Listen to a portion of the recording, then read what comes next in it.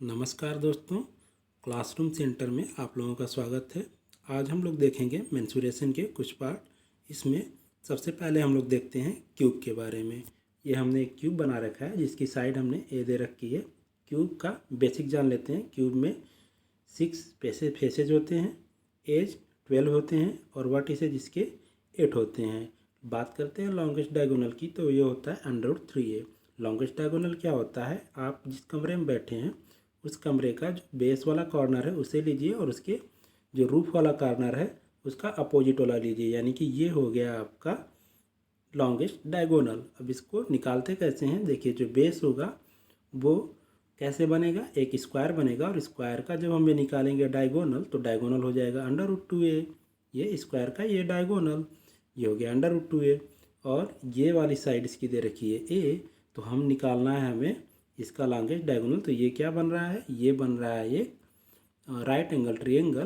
तो ये बन गया हाइपोटेनस। तो हाइपोटेनस निकालने के लिए हम क्या करेंगे? a² प्लस √2a का होल स्क्वायर अंडर रूट में सब कर देंगे। तो हमारा जो निकल के आएगा वो क्या आएगा? √3a, और ये हो जाएगा √3a। ये हो जाएगा इसका लॉन्गेस्ट डायगोनल। बात करते हैं इसके सरफेस एरिया की। तो सरफेस एरिया इसका होता है, टोटल सरफेस एरिया होता है 6a²। क्यों? क्योंकि इसके फेसेज कितने होते हैं? 6 होते हैं, और एक फेस का एरिया यानी कि एक स्क्वायर का एरिया, तो 6 फेस का एरिया यानी कि 6a² हो गया। बात करते हैं लैटेरल सरफेस एरिया की। तो जिस कमरे में आप बैठे हैं देखिए वो 4 वाल से घिरा हुआ है। तो यानी कि जो चारों वाल से घिरा हुआ एरिया होता है उसी को हम क्या बोलते हैं? लैटेरल सरफेस एरिया। तो ये क्यूब है, तो क्यूब जो चारों वाल से घिरा हुआ है वो क्या हो जाएगा? क्यूब का लैटेरल सरफेस एरिया हो जाएगा। तो ये होता है 4a²। वॉल्यूम क्या होता है? वॉल्यूम इसका एक क्यूब होता है। आगे चलते हैं हम लोग। अब देखते हैं हम लोग क्यूबॉइड के बारे में।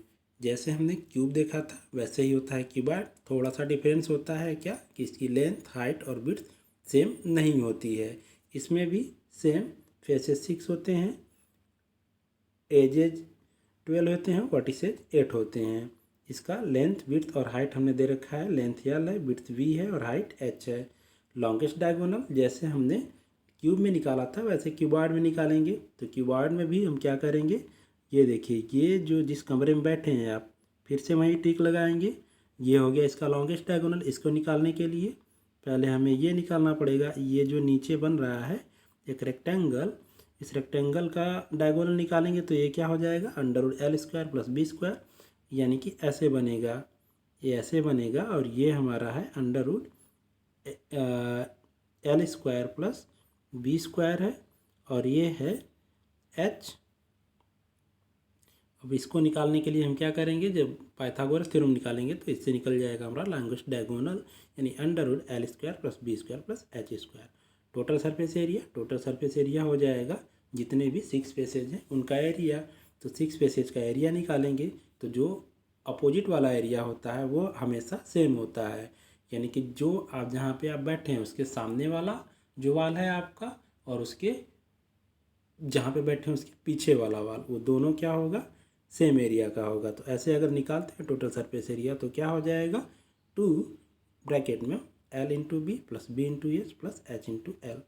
लैटरल सरफेस एरिया की बात करें, सेम जैसे हमने क्यूब में निकाल रखा था वैसे क्यूबॉइड में निकालेंगे।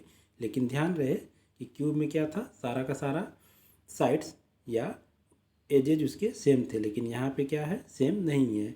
तो हाइट, क्योंकि हमें चारों वाल का निकालना है, हाइट तो हो जाएगी इसकी सेम। ये हाइट हो जाएगी, ये हो जाएगा लेंथ, ये हो जाएगी इसकी विड्थ। तो ये पहला अगर इस वाल का निकालें तो ये हो जाएगा H/L, और ये हो जाएगा H/B। H को कॉमन ले लेंगे तो हो जाएगा 2 × H/L प्लस B। ये हो जाएगा लैटेरल सरफेस एरिया। उसके बाद हम लोग देखते हैं आगे सिलेंडर। आप लोगों ने सिंपली बॉटल देखा है, गिलास देखा है घर में, सभी लोगों सिलेंडर देखे होंगे। पेड़ देखिए सिंपली है, वो भी क्या होता है? सिलिंड्रिकल होता है। सिलेंडर में क्या होता है कि उसका जो बेस होगा, बेस या उसकी हाइट, यानी कि ये अगर देखें हम लोग तो इसका बेस और इसका ए हाइट, ये क्या होता है? ये होता है सर्कल। और हाइट इसकी h है, तो हम इसको अगर निकालें इसका कर्व सरफेस एरिया, तो कर्व सरफेस एरिया क्या हो जाएगा 2πr(h). देखिए इसे कैसे निकालते हैं, ये हो जाएगा क्या बेस, ये हो गया हाइट, तो एरिया इक्वल टू क्या होता है बेस इंटू हाइट। तो बेस का लेंथ कितना हो गया, ये हो जाएगा, अगर इसकी रेडियस r दे रखी है तो ये हो जाएगा 2πr, और इसकी हाइट h है तो ये क्या हो जाएगा इंटू h, तो ये हो जाता है 2πr(h).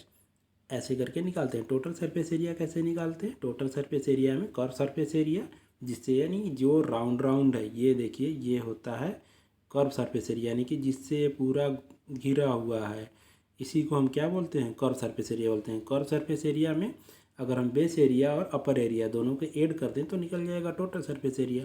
तो टोटल सरफेस एरिया का फार्मूला क्या निकल जाएगा हमारा 2πr(h+r). वैल्यूम क्या होता है, वैल्यूम होता है v equal to πr²h। Okay, आगे चलते हैं हम लोग, आगे हम देखते हैं कोण को। देखिए फ्रेंड्स, हम अभी तो बेसिक बता रहे हैं, फिर इसके बाद बताएंगे कैसे क्वेश्चन आपसे पूछे जाएंगे। कोण देखते हैं, कोण भी आप लोगों ने देख रखा होगा, जो आप लोग खाते हैं आइसक्रीम, वो भी क्या होता है कॉनिकल टाइप का होता है। तो ये देखिए ये है एक हमारा कोण है, कोण में ये दे रखा है हाइट और ये दे रखा है इसकी स्लैंट हाइट, ये दे रखा है हाइट, ये दे रखा है स्लैंट हाइट।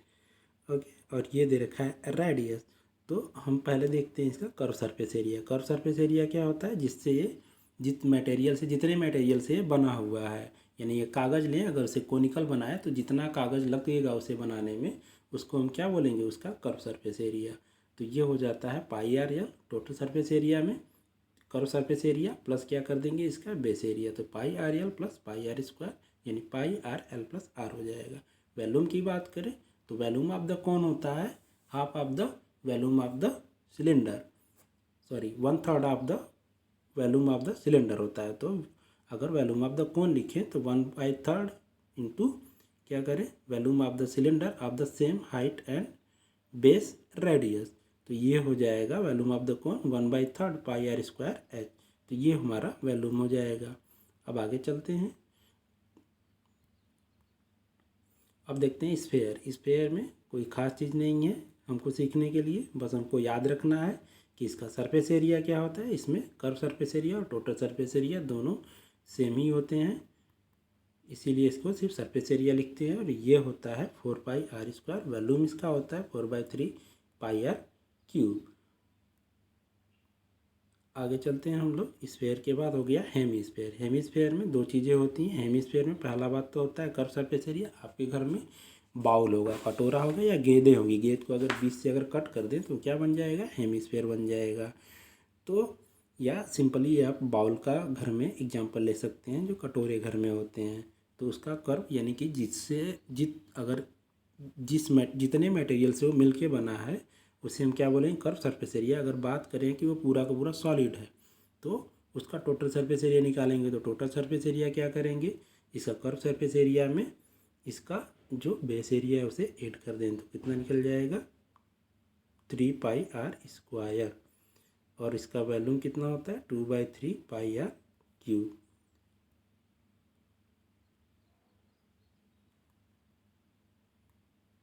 आगे देखते हैं, ये देखिए है। अब हम आते हैं मिक्स टाइप क्वेश्चन में। तो मिक्स टाइप क्वेश्चन देखने के लिए देखते हैं हम लोग, तो मिक्स टाइप क्वेश्चन क्या होता है। देखिए टाइप फर्स्ट का क्वेश्चन है, ये क्या है, एक सॉलिड स्फीयर है, इसे हम मेल्ट करा के चेंज कर रहे हैं कोन में। तो सॉलिड स्फीयर को मेल्ट करा के अगर कोन में चेंज करते हैं तो जो कोन का रेडियस सेम है, यहाँ पे हमने दे रखा है क्वेश्चन में कि कोन का रेडियस स्फीयर के रेडियस के सेम है, तो कोन का हाइट क्या होगा। तो इसका सिंपल एक कॉन्सेप्ट होता है, जब भी किसी चीज़ को मेल्ट करा के हम किसी दूसरे चीज़ में चेंज करते हैं तो इसका कॉन्सेप्ट होता है कि दोनों का वैल्यूम क्या होता है, आपस में सेम होता है, वैल्यूम में कोई चेंजेज नहीं होते हैं। तो हम क्या करेंगे, सिंपली एक फार्मूला लगाएंगे, volume of the sphere equal to volume of the cone. यहीं से हमारा ये कॉन्सेप्ट हो गया, volume of the sphere equal to volume of the cone. और इसी कॉन्सेप्ट से ये ऐसे सारे क्वेश्चन सॉल्व कर लेंगे। तो यहाँ पे हमने एक क्वेश्चन दे रखा था कि एक स्फीयर है जिसका रेडियस r है, इसे मेल्ट करा के एक कोन में कन्वर्ट कर रहे हैं जिसका रेडियस स्फीयर के रेडियस के इक्वल है और इसकी हाइट h है। तो हमसे पूछ रहा है कि यहाँ पे ये कितनी हाइट का होगा। तो जब हमने हाइट निकाला है दोनों के वैल्यू को इक्वल करा के तो h इक्वल टू कितना आया है 4 आया है। तो ये हमारा आंसर हो जाएगा। सिंपली ऐसे ही पूछता है क्वेश्चन बोर्ड एग्जाम में। आगे चलते हैं, आगे देख लेते हैं। ये एक आप लोगों के लिए क्वेश्चन है। क्वेश्चन क्या है कि एक क्यूब है, क्यूब का साइड ए दे रखा है, इसे मेल्ट करा के हम एक स्फीयर में कन्वर्ट करा रहे हैं। तो ये पूछ रहा है कि स्फीयर का रेडियस क्या होगा। तो सिंपली आप लोगों के लिए क्वेश्चन है, आप लोग करके कमेंट में ज़रूर इसका आंसर बताएं। टाइप सेकेंड का क्वेश्चन कुछ इस टाइप से पूछता है कि कोई स्फीयर है या कोई कोन है या कोई सिलेंडर है या कोई क्यूब है, इनको मेल्ट करा के किसी डिफरेंट बॉडी में चेंज कर देगा। जैसे हमने एक क्वेश्चन ले लिया है कि एक स्फीयर है जिसकी रेडियस कैपिटल आ रहा है, इसे मेल्ट करा के n small number of sphere में चेंज किया जा रहा है जिसकी रेडियस क्या है स्मॉल आ रहा है। तो हमें क्या करना है, सिंपली फाइंड आउट करना है वैल्यू ऑफ द एन की, यानी कि इससे मेल्ट करा के कितने नंबर ऑफ द स्फीयर बनाए जा सकते हैं। तो इसका सिंपल कॉन्सेप्ट है, जैसे वहाँ पे लगाया था एक कॉन्सेप्ट हम सीख लेते हैं यहाँ पे। इसका कॉन्सेप्ट हो जाता है volume of the sphere equal to N into volume of the small sphere.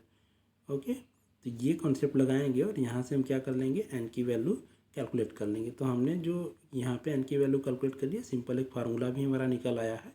अगर इस टाइप का क्वेश्चन दे तो एन की वैल्यू निकालने के लिए अगर आपको फार्मूला याद है N equal to capital R cube by small R cube, तो आप इसे यूज कर सकते हैं। नेक्स्ट देखते हैं हम लोग। ये है क्वेश्चन आपके लिए कि ये cylinder of radius 7 centimetre and height 9 centimetre is converted into N number of the cone of the radius 1 centimetre and height 1 centimetre, find the value of N. तो सिंपल वही वाला फार्मूला लगाएंगे हम लोग कि volume of the cylinder equal to N into volume of the 1 small cone. यहाँ से N की वैल्यू निकाल लेंगे सिंपली। तो आप लोग इसे भी करके कमेंट में बताइएगा कि आंसर कितना आया आप लोगों का। टाइप थर्ड का क्वेश्चन कैसे पूछता है, टाइप थर्ड का दो बॉडी को आपस में कनेक्ट कर देगा। जैसे आप लोग आइसक्रीम खाते हैं, आइसक्रीम क्या होता है, कोनिकल होता है और इसके ऊपर जो मटेरियल लगाया जाता है वो कैसा होता है, वो होता है हेमीस्फेरिकल। तो एक समझ लीजिए कि ये आइसक्रीम है और इसकी ये कोनिकल फॉर्म में है। ये देखिए नीचे वाला पार्ट क्या है, कोनिकल फॉर्म में है और ऊपर ये वाला पार्ट जो है हेमीस्फेरिकल पार्ट में है। तो हमसे पूछ देगा कि what is the total volume of the structure. तो टोटल वॉल्यूम, अगर बॉडी को एक बॉडी के ऊपर दूसरी बॉडी को ऐड करते हैं तो क्या करेंगे, सिंपली इन दोनों को प्लस कर देंगे तो हमारा टोटल वॉल्यूम निकल जाएगा। जब चीज़ें ऐड करते हैं तो वॉल्यूम को प्लस करेंगे। अगर हम इसे क्या करते हैं, अगर इससे कोनिकल यानी कि कोई कैविटी बनाते हैं, क्वेश्चन आगे बताएंगे कि वॉल्यूम माइनस कब करते हैं। यहाँ पे हमें टोटल सरफेस एरिया निकालना है। तो टोटल सरफेस एरिया क्या हो जाएगा, इसका कर्व सरफेस एरिया यानी कि कोन का curve surface area plus hemisphere का कर्व सरफेस एरिया, इन दोनों को प्लस कर देंगे तो ये निकल जाएगा इसका टोटल सरफेस एरिया। तो टोटल सरफेस एरिया निकालने के लिए क्या कर रहे हैं, जब चीज़ों को ऐड कर रहे हैं हम तो क्या कर रहे हैं, दोनों का कर्व सरफेस एरिया ले। देखिए कि यहाँ पे हमने बेस एरिया क्यों नहीं लिया है दोनों का, क्योंकि बेस एरिया देखिए यहाँ पे क्या कर रहा है, दोनों का ओवरलैप कर रहा है। इसलिए हमने क्या किया है, इसलिए दोनों का सिर्फ कर्व सरफेस एरिया ही लिया है। आगे चलते हैं। ये हमारा टाइप 4 का क्वेश्चन है। ऐसे भी क्वेश्चन पूछते हैं। ये एक हमारे सिलिंड्रिकल बॉडी के ऊपर कोनिकल बॉडी। सिंपली आप लोग पेंसिल छीलते हैं, तो जब पेंसिल को अगर हम लोग छील के अगर उससे शार्प बनाते हैं शार्पनर से तो कुछ इस टाइप का स्ट्रक्चर मिलेगा। तो यहाँ पे जो इसका बेस है ये क्या कर रहा है, ओवरलैप कर रहा है और ये हमारा ऊपर का कोनिकल बॉडी बन रहा है और नीचे का बन रहा है सिलिंड्रिकल बॉडी। अब दोनों का अगर surface area total surface area निकाल लेंगे तो क्या करेंगे, curve surface area of the cylinder plus curve surface area of the कोन कर देंगे। और इसमें देखिए एक चीज़, इसका बेस एरिया बच रहा है तो इसका बेस एरिया को भी प्लस कर देंगे तो हमारा निकल जाएगा क्या, curve surface area of the cylinder 2πr/h, curve surface area of the cylinder 2πr/h हो गया, curve surface area of cone πr/l हो गया and base area of the cylinder πr² हो गया। इनको प्लस कर दिया हमने, πr कॉमन था, सब में कॉमन ले लिया तो क्या बचा 2HL+R, यहाँ L इक्वल टू क्या होगा √R² + H²। सिंपली हम लोग जो स्लैंट हाइट निकालते हैं तो ये चीज़ निकालते हैं जब स्लैंट हाइट ऑफ द कोन निकालते हैं। तो ये हमारा कोनिकल पार्ट है। अगर ये रेडियस आर है, इसकी हाइट एस दे रखी है, ये हमारा यल है, तो यहाँ पे हम लोग फार्मूला लगाएंगे, यहाँ पे फार्मूला लगाएंगे पाइथागोरस थ्योरम का। तो यल इक्वल टू निकल जाएगा under L R square plus H square. Okay, ये टाइप 4 का हो गया। अब हम लोग आगे चलते हैं। ये देखिए सिंपली यहाँ पे हमने क्या किया है, यहाँ पे एक सिलेंडर लिया है और सिलेंडर से हमने क्या किया है, ये एक कोनिकल कैविटी निकाली है। ये हमारा एक सिलेंडर था, सिलेंडर के बीच से हमने ऐसे कोनिकल कैविटी निकाल दी है बाहर। अब हमसे पूछ रहा है कि इसका टोटल सरफेस एरिया क्या होगा। तो टोटल सरफेस एरिया देखते हैं कि देखिए क्या क्या चीज़ें बची हैं। एक तो बचा है सिलेंडर का ये अपर पार्ट वाला एरिया, दूसरा बचा है इसका कर्व सरफेस एरिया सिलेंडर का, और तीसरा क्या बचा है, इसका जो कोनिकल जो कैविटी किया है हमने, ये बचा है इसका curve surface area of the कोन। तो जब टोटल सरफेस एरिया निकालेंगे तो हम क्या करेंगे, सारे के सारे एरिया को हम लोग प्लस करेंगे, यानी curve surface area of the cylinder plus curve surface area of the cone plus base या upper surface area of the cylinder. ये करेंगे तो हमारा क्या निकल जाएगा, टोटल सरफेस एरिया। तो टोटल सरफेस एरिया का फार्मूला जो पीछे निकाला था वहीं आ गया हमारा, pi R 2h plus L plus R. आगे हम लोग देखते हैं आगे क्या है।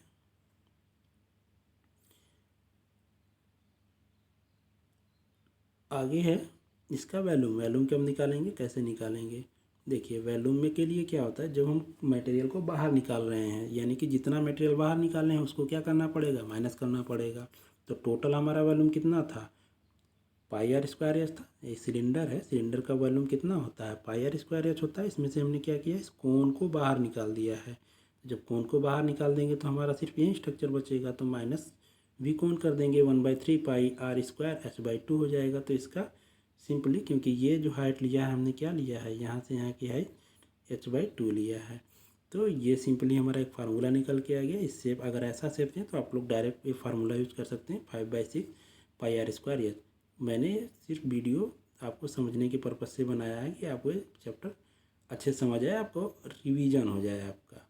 देखिए टाइप 6 में कैसे क्वेश्चन पूछेगा कि आपको एक दे देगा राइट एंगल ट्रायंगल।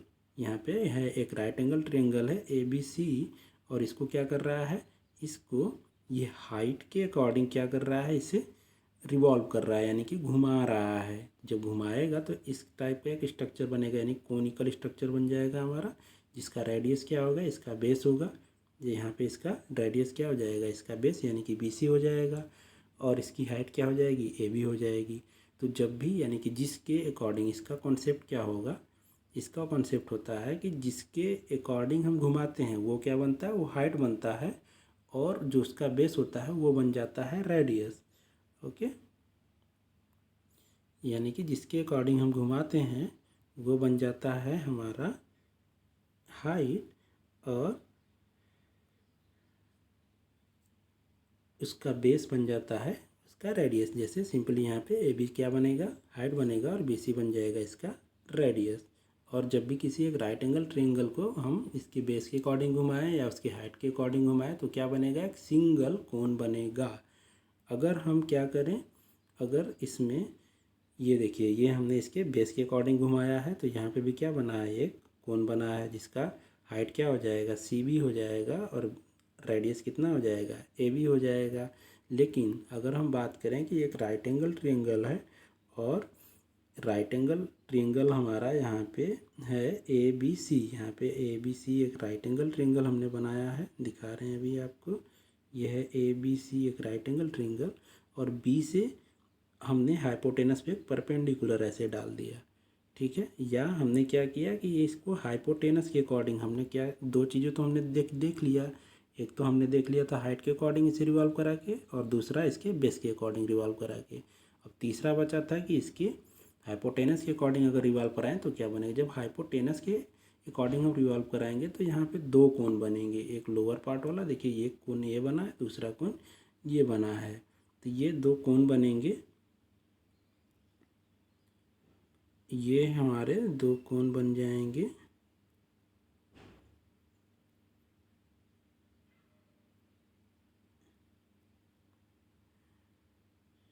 एक देखिए अपर पार्ट, एक लोअर पार्ट वाला कौन बन गया। अब इसे सॉल्व कैसे करते हैं। सॉल्व करने में सबसे बड़ी दिक्कत आती है इसे सॉल्व करने के लिए तरीका बताते हैं, इसका कॉन्सेप्ट देख लेते हैं। कॉन्सेप्ट क्या होता है कि जब भी हम हाइपोटेनस के अकॉर्डिंग अगर रिवॉल्व करते हैं तो सबसे पहले ये क्या बनाएगा, दो कोण बनेंगे। देयर आर टू कोण फॉर्म, रेडियस ऑफ द कोण आर सेम, दोनों का जो रेडियस होगा दोनों कोण का वो सेम होगा। Height of the cones are different, height क्या होगी, डिफरेंट होगी। यहाँ पे देख लेते हैं हम लोग हाइट क्या है दोनों की। इसकी हाइट क्या है, AD है, और नीचे जो लोअर पार्ट है उसकी हाइट क्या है, CD है। तो यहाँ पे देखिए हाइट सेम है बट रेडियस दोनों का क्या है, सेम है। हाइट डिफरेंट है बट रेडियस क्या है, सेम है। आगे देखते हैं हम लोग। यहाँ पे radius of the cone BD R होगा, फिगर आप लोग देख लीजिएगा। अब इसे कैलकुलेट करने के लिए हमें क्या दिखाना पड़ेगा कि triangle ABC and triangle ADB दोनों क्या होंगे, सिमिलर होंगे। देख लेते हैं ABC और ADB को। ये देखिए ABC और ADB, देखिए ABC, सॉरी ये देखिए ये हो गया है ABC, ये और ADB यानी कि ये दोनों आपस में क्या होंगे, ये दोनों आपस में सिमिलर ट्रायंगल बनाएंगे। और इसी को यूज करके हम क्या करेंगे, इसी को यूज करके हम कैलकुलेट करेंगे रेडियस को और हाइट को। तो कैसे, देखिए जब सिमिलरिटी वाला लगाएंगे फार्मूला, जब सिमिलरिटी आप लगाएंगे तो क्या मिलेगा हमें, AB by AD equal to BC by BD equal to AC by AB, ये चीज़ मिलेगा। जहाँ पे हमने अगर मान लिया कि DC इक्वल टू क्या है, X है, और AD इक्वल टू कितना हो जाएगा, 5 - X हो जाएगा। अगर फिगर देखें तो हम लोग तो समझ आ जाएगा। तो AD equal to 5 - X, AB equal to मान लेते हैं 4 है, BC इक्वल टू मान लेते हैं 3 दे रखा है, तो AC इक्वल टू 5 हो जाएगा, और BD इक्वल टू रेडियस। देखिए हम बना के दिखा देते हैं। ये था हमारा, यहाँ पे ऐसे था और ये था ऐसे करके, ठीक है। और ये रिवॉल्व कर रहे थे हाइपोटेनस के अकॉर्डिंग, तो ऐसे बन रहा था। ये था A, ये था B, ये था C, और बीच का ये था D था। तो सिंपली हमने AB इक्वल टू क्या मान रखा है, 4 मान रखा है, और BC इक्वल टू 3 मान रखा है। तो AC इक्वल टू हमारा 5 हो जाएगा। अगर इसमें से अगर हम एक को AX माने, देखिए अगर हम क्या मान लें, ये ऐसे था, अगर हम इसमें से A हो गया, B हो गया, C हो गया और D हो गया, हम बोल रहे हैं कि अगर इसमें से DC को हम क्या मान लें, X मान लें, यानी इस चीज़ को X मान लेते हैं, और ये हमारा टोटल 5 है, तो ये कितना हो जाएगा, 5 - X हो जाएगा। AB दे रखा है 4 और BC इक्वल टू दे रखा है 3, और हमारा ABC और ABD, ये DB, ये दोनों ट्रायंगल क्या है, सिमिलर है। सिमिलरिटी का केस निकालेंगे। यहाँ से पहले अगर R को कैलकुलेट करना है तो इन दोनों को लेंगे, यहाँ से R की वैल्यू आ जाएगी, और X को कैलकुलेट करना है तो फिर इसको और इसको ले लेंगे, तो यहाँ से X की वैल्यू आ जाएगी, और फिर हमें जो निकालना है वो हम निकाल सकते हैं। ओके फ्रेंड, तो ज़रूर बताइएगा आपको वीडियो कैसे लगा। अगर आपको कुछ भी हेल्प हुई हो तो आप इसे शेयर कीजिएगा ताकि दूसरों का भी हेल्प हो सके। धन्यवाद दोस्तों।